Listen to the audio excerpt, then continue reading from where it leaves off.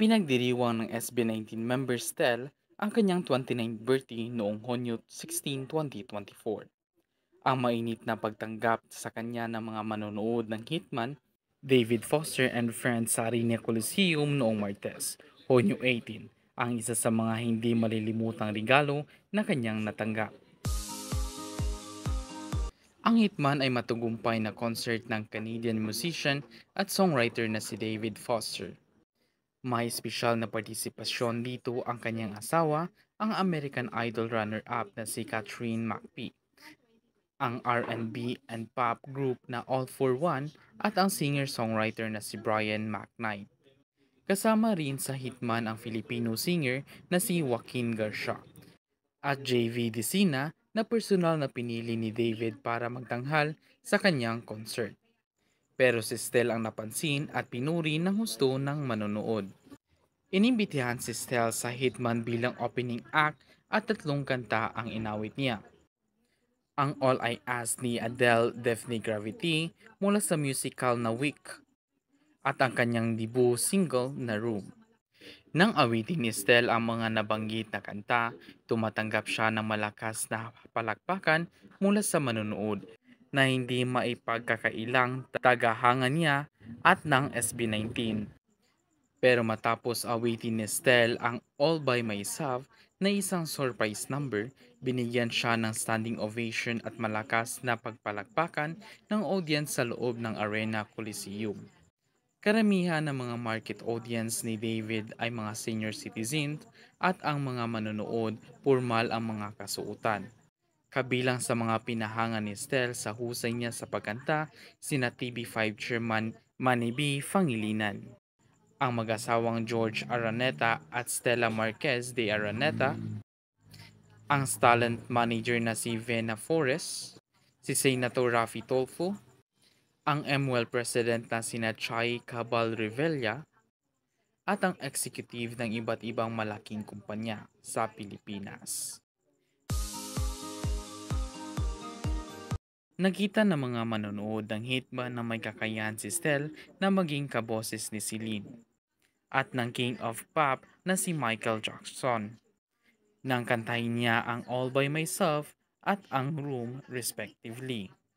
Ang hindi malilimutang pagtatanghal ni Stel sa Hitman ang isang dahilan kaya naalala ng manonood na si Charisse, na maraming beses kasama ni David sa Hitman at nakatanggap din noon ng maraming papuri dahil mausay na pag-awit niya ng All By Myself. May mga nahihinayang kay Charisse dahil malaki ang epekto sa singing career nito ng kaniyang desisyon, yakapin ang katauhan ni Jake Zyrus. Walang dapat pang hinayangan ang mga nakaalala kay Charisse dahil higit na masaya ito sa kanyang piniling desisyon. Dahil sa mataas na timbre ng boses ni Stel, may mga nagkumpara rin sa kanya kay Jed Madela. Hindi dapat pagkumparahin ang dalawa dahil may kanya-kanya silang katangian sa pagkanta. At bilang mang-aawit, si Jed ang isa pang mga inspirasyon ni Stel na hinahangaan dahil sa pagkakaroon ng heavenly voice. Umaasa naman ang mga tagahanga at taga-suporta ni Stel na ang malaking pagkakataong ipinakaloob ni David ang kabilang na magpapakanta sa kanya ng All By Myself sa Hitman ang umpisa para magkaroon siya ng international singing career. According to Stel to his post, stated, I'm still shocked. Hindi pa rin ako makapaniwala na nabigyan ako ng ganitong opportunity to perform on stage with the Hitman, Mr. David Foster.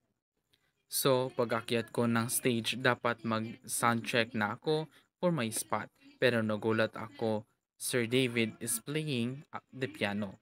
Then, he asked me kung suot ko na ini-airs ko kasi pwede daw namin itry yung song. Nagulat ako, sabi ko, sa otak ko, what song? So na pa, ha? Ako, then sabi niya, All By Myself, give it a try daw. Bilang lutang ako sa sobrang gulat, kinanta ko lang siya kung paano ko siya kinakanta. After i-play yung arrangement ng song, sabi niya, do you want to perform this song tonight? Sabi ko na lang, if it is okay with you, sir. Bilang boom, ayun na ang nangyari. Para akong nag-audition talaga. Na-manifest ko yata. Grabe yung kaba ko. Akala ko pinatry niya lang sa akin. Siyempre, sino naman ako para tumatanggi, di ba?